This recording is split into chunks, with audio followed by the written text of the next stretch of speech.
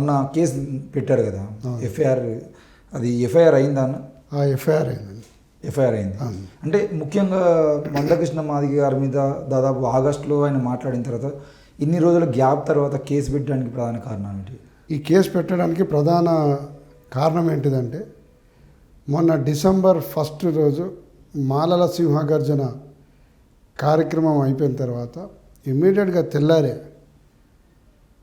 మాలలు మనువాదులని 2వ తారీఖే మనువాదులను కించపరుస్తూ వ్యాఖ్యలు చేయడం, దాని మీద మొత్తం రాష్ట్ర వ్యాప్తంగా కూడా విపరీత వ్యతిరేకత రావడం, అన్ని సంఘాలు కూడా ముక్త కంఠంతో వ్యతిరేకించడం జరిగింది.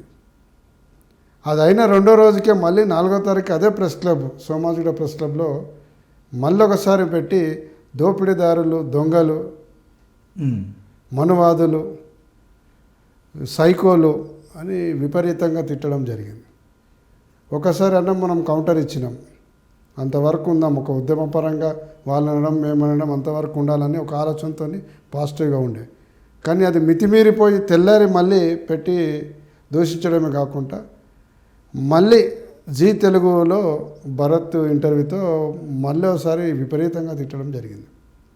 దీన్ని ఎట్లా కంట్రోల్ చేయాలి అంటే మొదటిగా అప్పుడు ఆగస్టులో పెట్టిన, అంటే ఆగస్టు 1 నాడు ఇచ్చిన తీర్పు తర్వాత మందకృష్ణ అన్న మొదటి ప్రెస్ మీట్ పెట్టినప్పుడు కూడా మాలలు మనువాదులు అన్నాడు. ఆ రోజు ఎవరు కేసులు నమోదు చేయలేదు, ఎవరు మనోభావాలు దెబ్బతింటున్నాయి అన్నట్టు ఏం లేదు. మళ్ళీ ఈ రోజు పెట్టడానికి కారణం ఏంటి?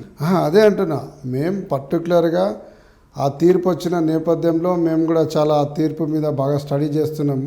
అసలు వాస్తవాలు ఏమున్నది, దాని మీద ఏ విధంగా పోతే బాగుంటుంది, మనం ఎట్లా రాజ్యాంగాన్ని కాపాడుకోవాలనే దాని మీద సీరియస్గా ఉండిమి.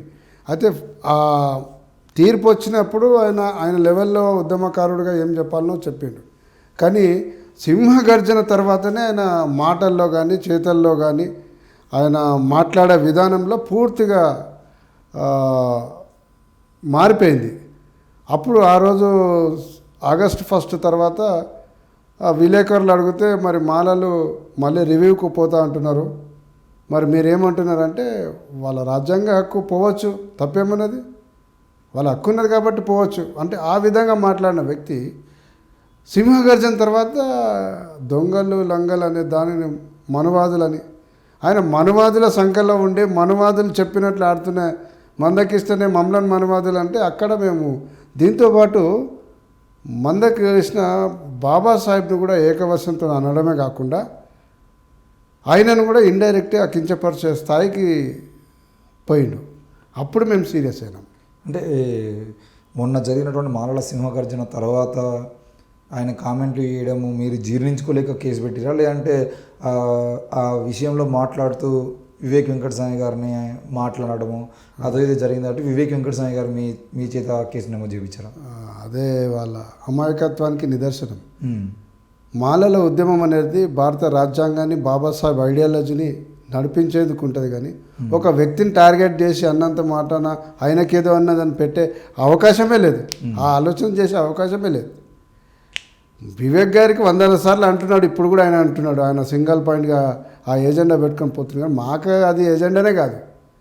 ఎప్పుడైతే బాబాసాహెబ్ని అన్నాడో, రాజ్యాంగాన్ని అన్నాడో, మాలల మొత్తం జాతిని అన్నాడో అప్పుడే మేము రియాక్ట్ అయినాం.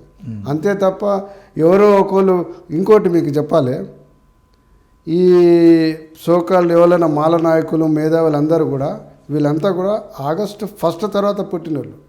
కానీ బత్తుల రాంప్రసాద్ మాలమానాడు పేర్లతో ఉన్నోళ్ళు 30 ఏళ్ళ నుంచి పోరాడుతున్నాం. 96-97లో జస్టిస్ రామచంద్రరాజు కమిషన్ నుంచి ఈరోజు ఈ 1 మెన్ కమిషన్ షమీమ్ అఖ్తర్ దాకా పోరాడుతున్నాం. వాళ్ళు మేము 30 ఏళ్ళ నుంచి ఫీల్డ్లో ఉన్న వాళ్ళము. ఒక 2 రోజులు ఇప్పుడు 2-3 నెలల్లో వచ్చిన వాళ్ళను కంపేర్ చేసుకోవడం కూడా మూర్ఖత్వమే అంటున్నాం.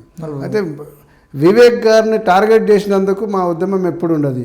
ఈవెన్ బత్తుల రామప్రసాద్ టార్గెట్ చేసినా పెద్దగా పట్టించుకున్నాం ఎందుకు, ఇండివిజువల్గా వ్యక్తిగతంగా చాలా అనుకుంటారు, పోనీ వదిలేస్తాం. కానీ ఎప్పుడైతే రాజ్యాంగానికి అవమానపరిచేటట్లు, బాబాసాహెబ్ని అవమానపరిచినట్లుంటే అప్పుడే మేము అది 30 లక్షల మంది మాలను మీటింగ్కి వచ్చిన వాళ్ళందరూ మనువాదులు అంటే ఏంటిది ఇది? అట్లాంటి మాదిగ మీటింగ్లు ఎన్నైనాయి మేము అనాలి మరి అట్లనే. ఎవరు వాళ్ళు మీటింగ్ పెట్టుకోనికి అవకాశం ఉన్నది, చట్టబద్ధంగా పెట్టుకున్నాము, మేము చెప్పినాము, మా స్ట్రెంత్ చెప్పుకున్నాం. ఆయన వ్యతిరేకించేది ఉంటే ప్రజాస్వామ్య వ్యవస్థలో వ్యతిరేకించవచ్చు, కానీ ఒక కులాన్ని జాతిని టార్గెట్ చేయడం అనేది మేము దాన్ని ఖండించుకుంటూ దాన్ని అందుకనే సీరియస్గా తీసుకున్నాం, అంతే తప్ప వ్యతిరేకిస్తూ అంటే వ్యతిరేకిస్తూనే మాట్లాడిన మాటలు కదా అవి. ఇప్పుడు 30 ఏళ్ళ పోరాటాన్ని నోటి వరకు వచ్చినటువంటి కూడు ఇప్పుడు లాగేసుకుంటున్నారు అని చెప్పేసి వాళ్ళు బాధలో అనే అవకాశాలు కూడా ఉంటాయి కదా. అవును, మరి ఆ బాధ అనుకోవచ్చు కదండి. ఇప్పుడు నీకు సుప్రీంకోర్టు తీర్పు ఉన్నది, నరేంద్ర మోడీ ఉన్నాడు, రాజకీయ నాయకులు ఉన్నారు, ఉద్యమకారులు ఉన్నారు, అందరినీ పెట్టు ఉన్నాం. కానీ నువ్వు ఎందుకు భయపడుతున్నావు అబ్బా? నువ్వు నిజంగా కూడా రాజ్యాంగబద్ధమే అనుకున్నావు, సుప్రీంకోర్టు 7 జడ్జిలు ఇచ్చిరు అంటున్నావు కదా, మరి ఎందుకు భయపడుతున్నావు? కేవలం మాలను ఎందుకు టార్గెట్ చేస్తున్నావు? మరి 30 ఏళ్ళ నుంచి నువ్వు వ్యవస్థ మీద కానీ నాకు కావాలని డిమాండ్ చేస్తున్నావు, చేసుకో, నీ రైట్ అది, నీ రైట్ నీది. నీకు ఎట్లయితే ఇచ్చిరో రాజ్యాంగం నాకు అట్లా రైట్ ఇచ్చింది. నువ్వు కావాలంటున్నా, నేను వద్దంటున్నా. నువ్వు వద్దనంటే నువ్వని నేనేం మాట్లాడాలో కూడా మందకృష్ణ డిసైడ్ చేస్తాడా? మాల జాతి ఏం మాట్లాడాలో డిసైడ్ చేసేస్తావు మందకృష్ణ ఆయన డిమాండ్ను ఉద్యమ రూపంలో కానీ మాటల రూపంలో కానీ అనుకో, కానీ నా జాతిని డిక్టేట్ చేసే విధంగా మాట్లాడడం మేము సహించేది లేదు. ఎవరికైనా అంత భారత రాజ్యాంగం అందరికీ హక్కులు కనిపించింది. మందకృష్ణకి ఎంతైతే ఇచ్చిండో బత్తుల రామప్రసాద్కి అంత ఇచ్చిండు. ఇంకొక ఆయన సంపన్న మారాలంటాడు, సరిగా అవన్నీ ఉంటాయి. కానీ అయితే నేనేమంటున్నానంటే రాజ్యాంగబద్ధంగా రాజ్యాంగానికి లోబడి నువ్వు ఏమైనా మాట్లాడు, మా వ్యతిరేకత ఉండదు, మా మూమెంట్ మాకుంటుంది, మేము ఉంటుంది. కానీ జాతిని మొత్తం టార్గెట్ చేయడం అనేది ఇది మానుకోవాలి. ఈ స్థాయి ఎందుకు పెరిగిపోయిందంటే ఈరోజు కేసుల దాకా వచ్చింది, రేపు ఇంకా ఏదో కార్యక్రమాలను అడ్డం పెట్టుకొని మిగతా సమాజాన్ని అడ్డం పెట్టుకొని మాలను టార్గెట్ చేస్తూ ఊరుకునేది లేదు. ఇదే అది తప్పకుండా మేము రాజ్యాంగబద్ధంగా బాబాసాహెబ్ ఐడియాలజీలు నడుస్తున్నాం కాబట్టి చట్టాలను వాడుకొని దాన్ని కంట్రోల్ చేయాలి, దాన్ని శిక్షించాలి, చట్టపరంగా పోతున్నాం. లేకుంటే మేము రివర్స్గా అనడము, రివర్స్గా చేయడం మాకేం తక్కువనా? మేము హైదరాబాద్లో పుట్టి పెరిగిన వాళ్ళం. మీద నిజాం టైంలోనే ముస్లింలకు వ్యతిరేకంగా నిలబడిన సమాజం ఇడ. నిజాం టైం నుంచి 100 సంవత్సరాల నుంచి మేము ఇడ ఉన్నాం.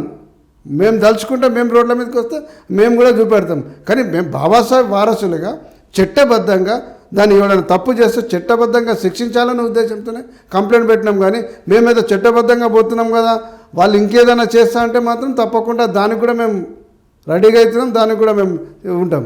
రెడీగా అంటే వాళ్ళు చేసేదాని మీద మా ప్రతిక్రియ ఉంటుంది. అంటే చర్యకు ప్రతిచర్య ఓకే, కానీ మేము రెడీగా ఉంటాము అని మీరు ముందే. నేనేమంటున్నా, వాళ్ళు తిట్టు దాకా వచ్చింది, నెక్స్ట్ టైం ఏముంటుంది చెప్పు రాకేష్ గారు? అంటే వాళ్ళు దాడులు చేస్తారనుకుంటారా మీరు? దాడులు చేస్తే ప్రతి దాడికి కూడా సిద్ధం ఉన్నామంటున్నా, భయపడతలేదు. కాదు